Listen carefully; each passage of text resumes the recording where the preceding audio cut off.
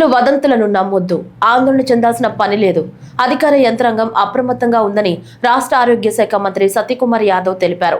Vijayawada రాజరాజేశ్వరిపేటలోని VMC municipal స్కూల్లో ఏర్పాటు చేసిన మెడికల్ క్యాంపును మంత్రి నారాయణ, పార్లమెంట్ సభ్యులు కేశినేని శివనాథ్తో కలిసి సందర్శించారు.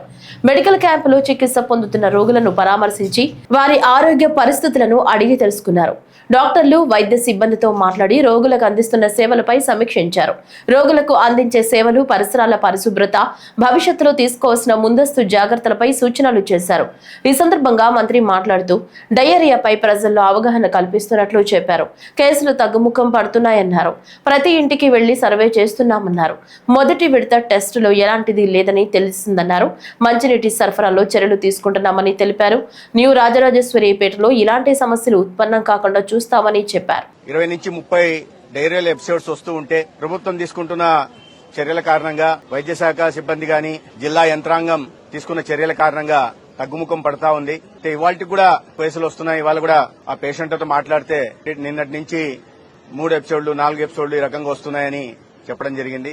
అయితే గత 4 రోజులుగా హౌస్ టు హౌస్ సర్వేలెన్స్ చేయడం, ప్రజల్లో అవగాహన కలిగించే ప్రయత్నం చేయడం, అదేవిధంగా ప్రతి ఇంటికి కూడా డాక్సీ దగ్గర నుంచి ఓఆర్ఎస్లు ఇవ్వడం, అంటే ప్రివెంటివ్ మెజర్స్ కూడా తీసుకోవడం జరుగుతూ ఉంది.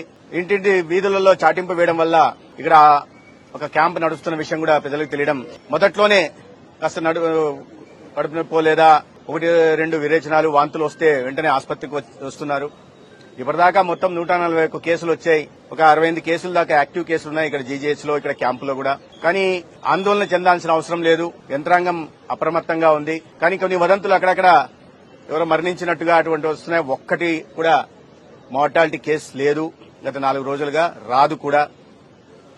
అయితే మేము ప్రజలను కూడా ఈ సందర్భంగా కోరుతున్నది ఏంటంటే అవగాహన కల్పిస్తున్నాం. అయినప్పటికీ కూడా కొన్ని చోట్ల ప్రధాన కారణంగా చూస్తే కొన్ని చోట్ల నీరు అని, పానీపూరి తినడం వల్ల అని, కొన్ని చోట్ల వంకాయతో కలిపిన ఎండు చేపలు తినడం కారణంగా అని, లేదా నిన్న మొన్నటి తినడం కారణంగా రకరకాలుగా చెప్తున్నారు. అయితే వీటిని అనేక రకాల వాటర్ శాంపిల్స్ ని, స్టూల్ ని కూడా శాంపిల్స్ తీసుకోవడం, పరీక్షల కోసం పంపడం జరిగింది. మొదటి విడత జరిగిన వాటిల్లో అన్ని కూడా నెగిటివ్ వచ్చాయి. రెండో విడత కూడా మళ్లీ పంపడం జరిగింది. బ్యాక్టీరియాలజికల్, బయాలజికల్, మైక్రోబియల్ టెస్టుల కోసం పంపించడం జరిగింది. ఇవాళ ఆ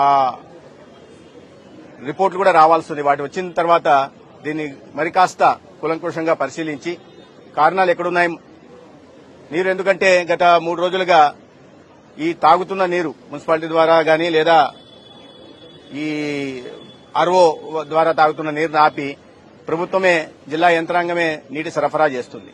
అయినప్పటికీ కూడా అక్కడక్కడ కేసులు వస్తున్నాయి. అయితే ఇది బుడమేరు ప్రాంతం, భూగర్భ జలాలు కూడా కలుషితమైనాయా, అటువైపు నుంచి ఏదన్నా ఈ ఆర్ఓ ప్లాంట్ల నుంచి నీరు తాగడం వల్ల వస్తుందా అనే విషయాన్ని గమనిస్తూ ఉన్నాం.